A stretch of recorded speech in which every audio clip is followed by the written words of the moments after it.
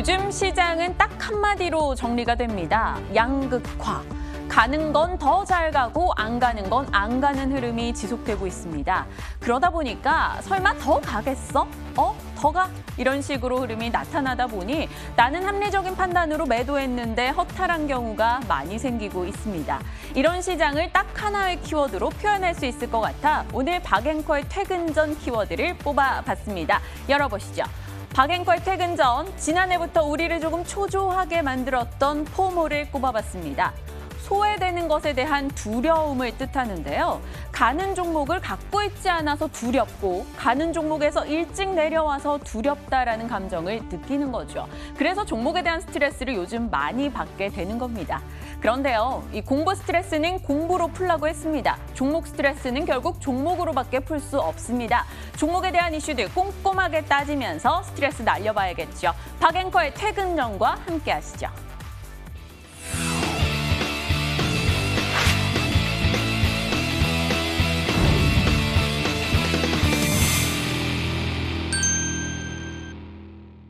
시장 분위기부터 보겠습니다. 오늘 조금 차분하게 진행되는 느낌이에요. 코스피가 1월 12일경에 기록했던 장중고점 3,200선 어느 세월에 넘을 수 있을까요? 일단은 3,147포인트. 오늘은 종가상으로 3,150선을 넘을 수 있을지를 포인트 놓고 봐야 될 것 같아요. 장중에 변동을 조금 보이긴 했습니다만 백조의 수면 위의 모습처럼 조금 차분하게 진행되고 있는 오늘 3거래 연속해서 상승 중 1%대 상승으로 진행이 되고 있습니다. 수급을 들여다볼까요? 오늘 수급 상황 보면 외국인이 매수하는 모습 포착이 되고 있고요. 개인과 기관이 매도하는 모습, 장중에 변화가 조금씩 나타나고 있습니다. 기관 측에서는 물량 자체로는 많지 않아 보이지만 오늘 기관 수급을 뜯어보면 그 안에 내에서 좀 변화가 많이 있습니다.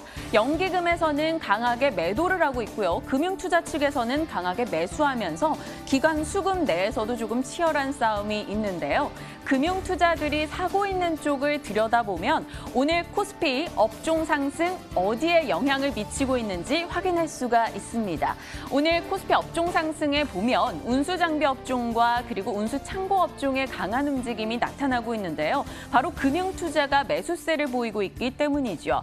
운수장비 쪽에서는 역시나 기아차, 만도, 현대, 위아 이런 종목들을 사고 있고요. 오늘 금융투자가 매수하고 있는 쪽 페노션 그리고 대한해운 등의 해운주들 수급적으로 상당히 긍정적인 요소 나타납니다.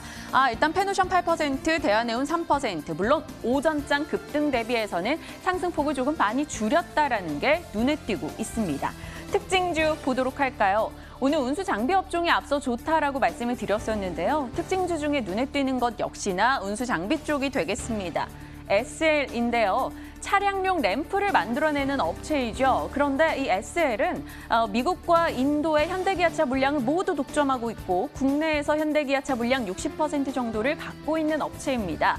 이 SL이 4분기 실적이 전년 동기 대비 300% 이상 증가할 거다. 이런 기대감이 등장하면서 다시 한번 상승했습니다. 보시다시피 최근에 좋았었는데 또다시 오늘 급등으로 진행이 된 거죠. 지금 15% 상승. 이 종목은 기억하시나요? 지난 화요일에 불사조 이정복 대표가 바로 빨간맛 2부에서 SL 긍정적이다, 더 갈 수 있다라고 이야기를 줬었습니다. 오늘 수익 굿입니다. 15% 상승으로 진행되네요. 또 다른 종목이 하나 있어 체크를 해봐야 될 것 같아요. 가온미디어 되겠습니다. 일단 정부의 디지털 뉴딜 사업을 수주했는데 그 덕분에 오늘 강세를 나타내고 있습니다. 지금 17% 급등으로 내달리고 있고요. 8,670원의 현재가인데요. 이 가온미디어의 상승 내부를 조금 들여다보니까 조금 매력적이어서 자세한 내용을 준비해봤습니다. 열어보시죠. 가온미디어의 자회사인 가온 브로드밴드입니다. 최대 규모 와이파이 사업을 수주했다고 하죠. 전국 17개 지역 중에 전국 12개 지역에서 초중고 공유기를 공급하는 사업입니다. 역대 최대 금액인 3,707억 원 규모이고요. 일단 정부의 사업을 따냈다 보니까 선도적인 레퍼런스를 확보해서 추가적으로 차기 수주를 계속 해나갈 수 있다라는 겁니다.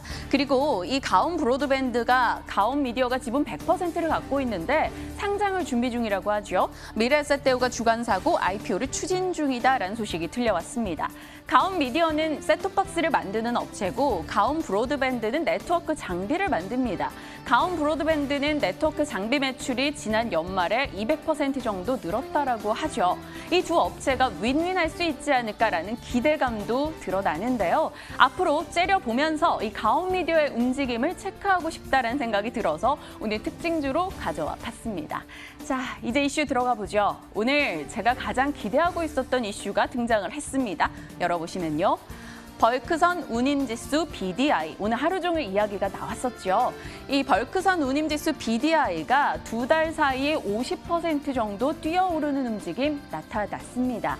BDI뿐만이 아니고요. 사실 지난해부터 계속 컨테이너 운임지수가 가장 빠르게 움직임을 보였었죠.